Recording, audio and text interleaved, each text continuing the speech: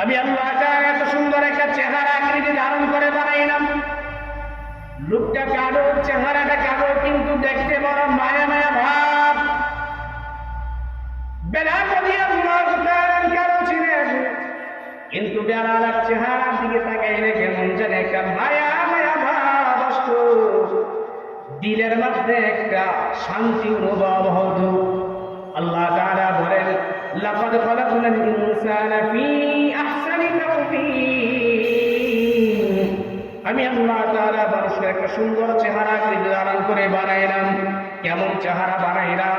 এমন সুন্দর চেহারা দিয়ে বানাইলাম, পয়গম্বর নূহ আলাইহিস সালাতু ওয়াস সালামের জামানায় বন্যা দিয়ে প্রবল দিয়ে মানুষকে ধ্বংস করে দিয়েছেন। ক্বালা নূহু রাব্বি লা তাযর আলাল আরদি মিনাল কাফিরিনা দাইয়ারা।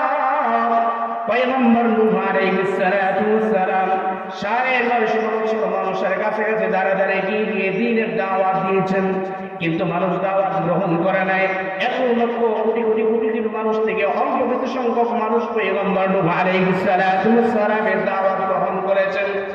পয়গম্বর নূহ আলাইহিস সালাতু ওয়াস সালামের দাওয়াত কিছু মানুষ গ্রহণ করার পরে সর্বশেষে পয়গম্বর নূহ বলেন, আল্লাহ আপনি এই মানুষগুলোকে ধ্বংস করে দিন। নবী আল্লাহ তাআলা দোয়া কবুল করে নিলেন। আল্লাহ তাআলা নবীর দোয়া কবুল করে নেওয়ার পর আল্লাহ পাক রব্বুল আলামিন যে মানুষগুলোকে ধ্বংস করে দিলেন, অল্প কিছু সংখ্যক মানুষ পয়গম্বর নূহ আলাইহিস সালাতু ওয়াস সালামের কিস্তির মধ্যে উঠে বাঁচতে পেরেছে। এবার মানুষগুলোকে ধ্বংস করে দেওয়ার পর এবার পয়গম্বর নূহ আলাইহিস সালাতু ওয়াস সালাম আল্লাহকে বলে, আইদের মালিক, নিজ হাতে বানাইলেন, এত সুন্দর চেহারা দিয়ে বানাইলেন, এত সুন্দর হাত দিয়ে বানাইলেন, এত সুন্দর বডি দিয়ে বানাইলেন, এত সুন্দর একটা চেহারা আকৃতি ধারণ করে বানাইলেন। আপনার এই বান্দাগুলোকে ধ্বংস করে দেওয়ার পর আয় আল্লাহ, আপনার কি মায়া লাগে না? আপনার কি কষ্ট লাগে না? পয়গম্বর নূহ আলাইহিস সালাতু ওয়াস সালাম আল্লাহ তাআলা কি প্রশ্ন করার পর আল্লাহ তাআলা আবার জবাব দেয়। পয়গম্বর নূহ আলাইহিস সালাতু ওয়াস সালামকে বলে, নূহ তুমি তোমার নিজের হাত দ্বারা দেখ পাতিল হাড়িগুলো বানাও মাটি দিয়ে।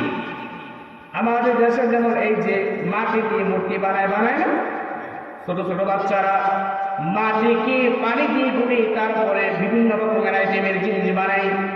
পয়গম্বর নূহ আলাইহিস সালাতু ওয়াস সালামকে আল্লাহ তাআলা ওই প্রশ্নের জবাব দেন।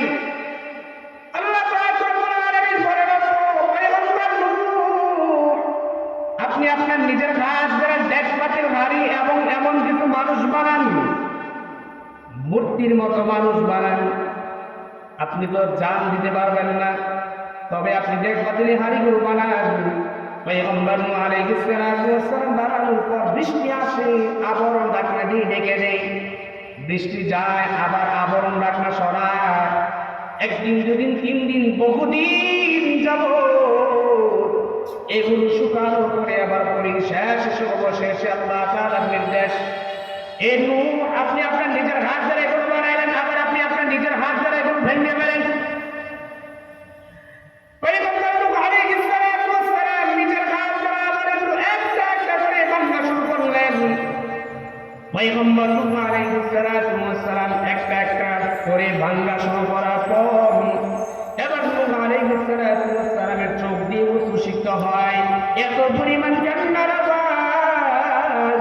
পয়গম্বর নূহ আলাইহিস সালাতু ওয়াস সালাম এত পরিমাণ কান্না করে, এত পরিমাণ চোখের পানি জড়ায়।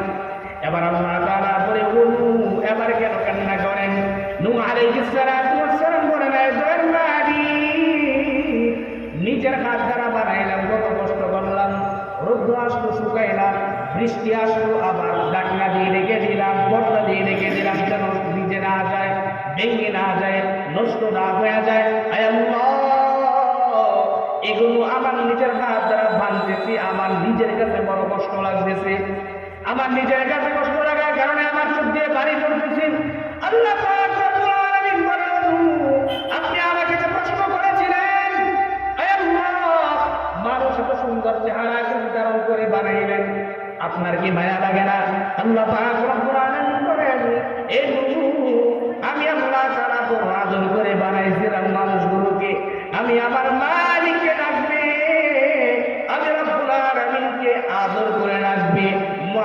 মহব্বতের সাথে রাখবে। কারণ আল্লাহ তাআলা এই সুন্দর একটা মুখ দিয়েছেন, পবিত্র মুখ। সন্তান যখন মায়ের পেটে থাকে, মায়ের পেটে স্বাভাবিকভাবে 1 মাস 2 দিন 40 দিন, 1 মাস 2 মাস 3 মাস 9 মাস 9.5 মাস 10 মাস এইভাবে থাকার পরে বহুদিন পেটের মধ্যে থাকে। আল্লাহ পাক রব্বুল আলামিন এই মুখ দ্বারা কোনো খাদ্য সন্তানের পেটে ঢুকায় না।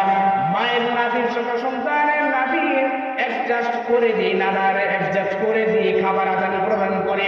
আল্লাহ তাআলা বলেন, আমি আল্লাহ তাআলা এত সুন্দর চেহারা দিয়ে বানাইলাম, এত আদর যত্ন করে বানাইলাম, এত সুন্দর পবিত্র একটা জবান দিলাম কাকে রাখার জন্য?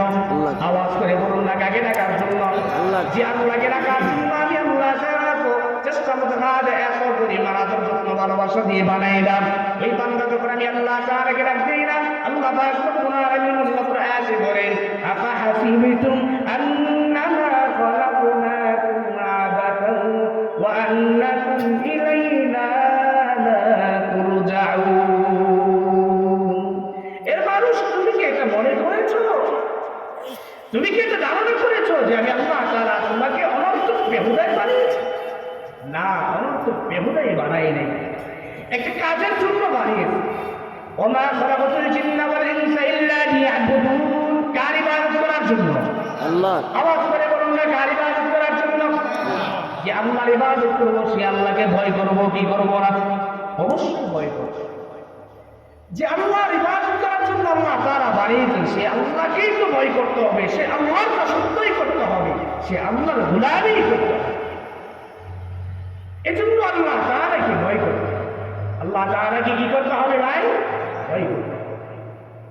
মুমিনের গুণ কোন বৈশিষ্ট্য হবে যে মুমিন চলতে ফিরতে উঠতে বসতে প্রতিনিয়ত সময় মুমিন আল্লাহকে ভয় করবে, আল্লাহর স্মরণ করবে, আল্লাহকে ডাকাডাকি করবে।